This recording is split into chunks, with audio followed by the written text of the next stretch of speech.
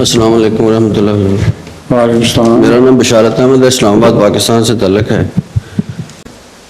سورۃ الحدید، اعوذ باللہ من الشیطان الرجیم، بسم اللہ الرحمن الرحیم۔ ما اصاب من مصیبت فی الارض ولا فی انفسکم الا فی کتاب من قبل ان نبرأها ان ذلک علی اللہ یسیر۔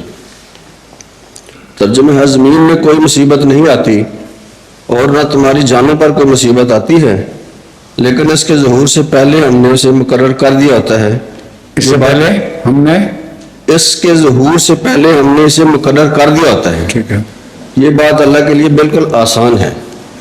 تو حضور اگر ہر چیز پہلے ہی اللہ تعالیٰ نے سیٹل کر دی ہے تو پھر مصیبت کے ٹلنے اور قبولیت دعا کے بارے میں کچھ ارشاد فرمائیں۔ یہ دو باتیں ہیں۔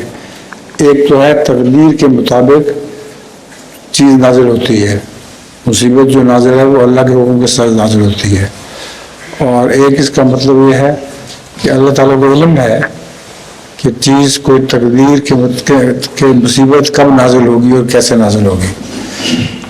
اور اس میں دو مختلف پھر آگے حصے ہیں۔ ایک ہے تقدیر مبرم، ایسی تقدیر جو ٹل نہیں سکتی، اور دوسری عام تقدیر ہے جو ٹل بھی سکتی ہے۔ تو اسی وجہ سے فرمایا ہے دعا اور صدقے کا حکم ہے۔